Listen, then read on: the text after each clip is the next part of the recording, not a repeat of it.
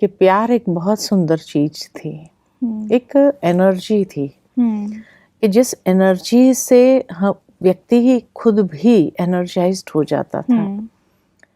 लेकिन प्यार के कई लेवल्स हैं। ओके। एक है एक शारीरिक प्यार, दूसरा है एक दिव्य प्यार, और तीसरा है परमात्मा प्यार।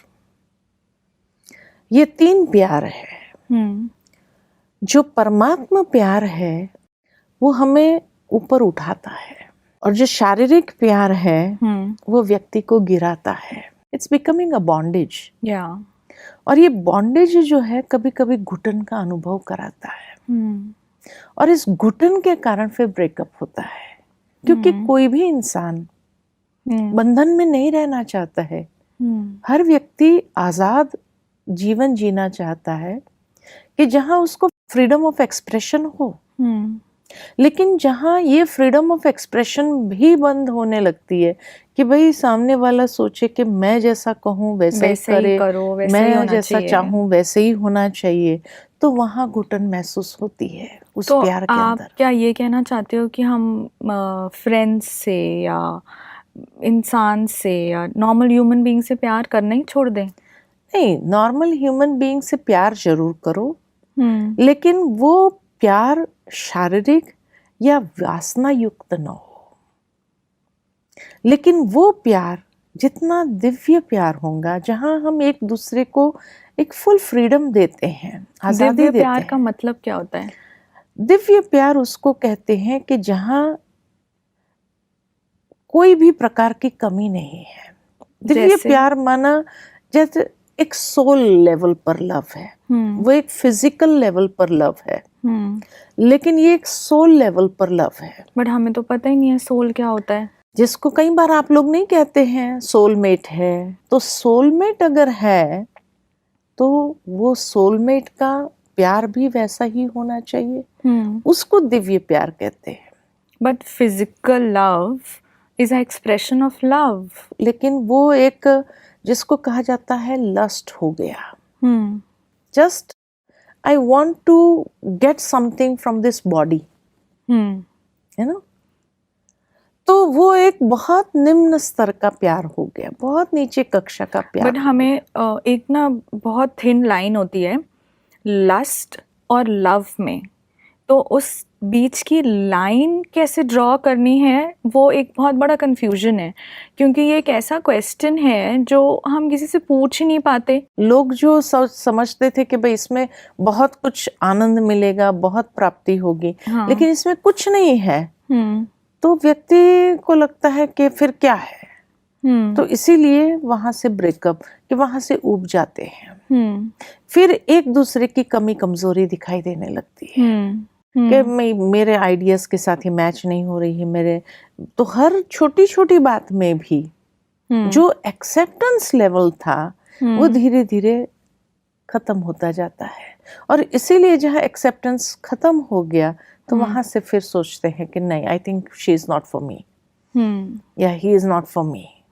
तो वहां से दूर होने लगते हैं। जो पहले माना हर घंटे एक फोन होता था, हर घंटे माना वी वर डेस्परेट के उसके बारे में हम जाने, उसके बारे में हम समझे। फिर उसके बाद सारे दिन में एक फोन, और बहुत बिजी थे हम, बहुत बिजी थे, है ना। तो वहां फिर लगता है कि ये व्यक्ति अवॉइड कर रहा है मुझे, इग्नोर कर रहा है। और जहां ये इग्नोर कर रहा है, ये फीलिंग आई, तो नेचुरल है फिर उसको लगता है मैं भी इग्नोर करूं, क्योंकि उसका भी ईगो है।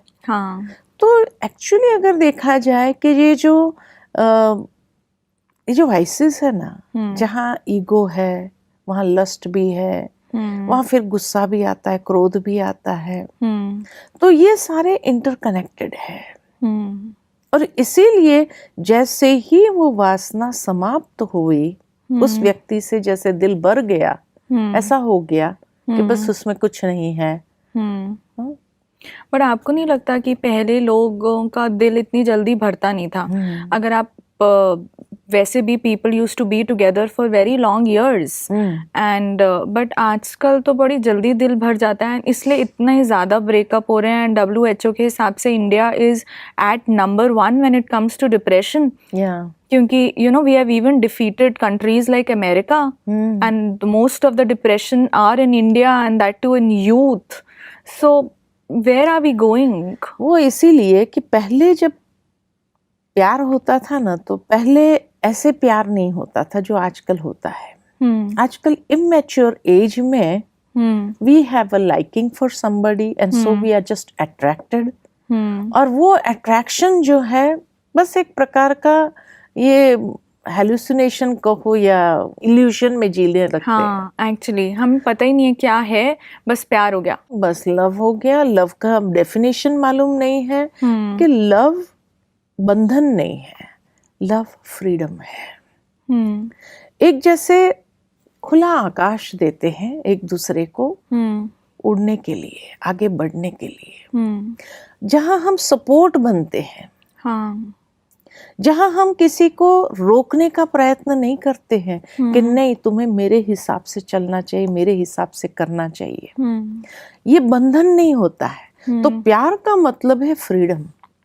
प्यार का मतलब है जहां आजादी है, एक सपोर्ट हम बनते हैं और सपोर्ट बन करके उसको भी आगे बढ़ाते हैं. वो सपोर्ट बन करके हमें ये अंडरस्टैंडिंग होती है. In the coming episodes, we'll again discuss all this. Thank you so much. Friends, let's go in this journey more and more, and we'll definitely find the answers. Thank you so much.